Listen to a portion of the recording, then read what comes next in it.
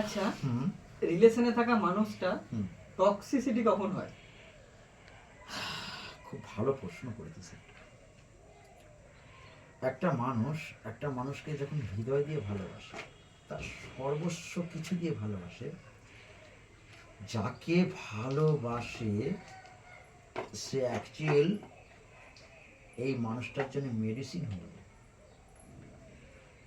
আমরা জানি যে একটা মেডিসিন একটা মানুষের অসুস্থতাকে দূর করে, ঠিক তেমনই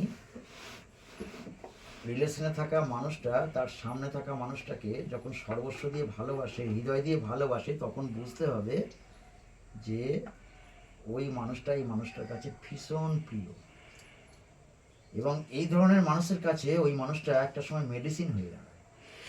এটা যারা রিলেশনে থাকে তারা রিয়েলাইজ করবে যে একটা ভালোবাসার মানুষ যখন একটা ভালোবাসার মানুষের উপস্থিতিটা অনুভব করে, তখন সে কতখানি হ্যাপি থাকে, কতখানি খুশি থাকে, কতটা সে আপ্লুত থাকে। এবং এর কারণে তার শারীরিক অনেক কিছু সুস্থতা দেখা দেয়, তার মনে খুশি থাকে, আনন্দ থাকে, সমস্ত কিছু এনাফ।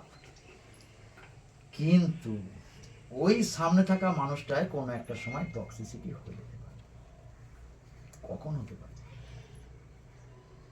ওই মানুষটা যখন এই মানুষটাকে নিয়মিত ইগনোর করে, এর বলা কিছু কথা বা কিছু নাকে ওই সামনে থাকা মানুষটা অসম্মান করে, তার নাটাকে না বলে বিবেচিত করে না, এ কিছু বারণ করলো ওটা শুনলো না, তখন থেকেই কিন্তু এই মানুষটার কাছে টক্সিসিটি হয়ে যায়। এখন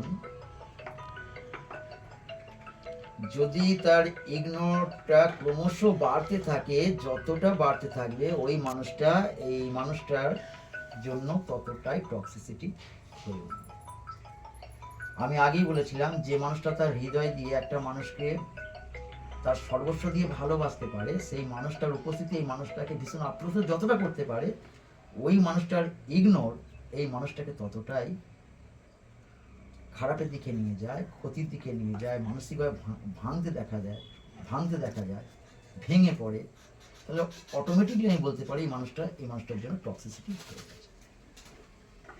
এই কারণেই এই মানুষগুলো টক্সিসিটি হয়ে যায়। আর এবার যদি বলিস ইগনোর কেন করে, কেন সে রিলেশনটা থেকে নিজের মতো সে থাকে বা টেকেন ফর গ্যারান্টেড করে নেয়, এগুলো তো করতে মানে এর আগে তো এরকম ভিডিও অনেকগুলো করেছি, তাতে বলেছি, পরে না একটা ভিডিও বলবো। তার টক্সিসিটিটা এই কারণে হয়েছে। আজকে এই পর্যন্ত।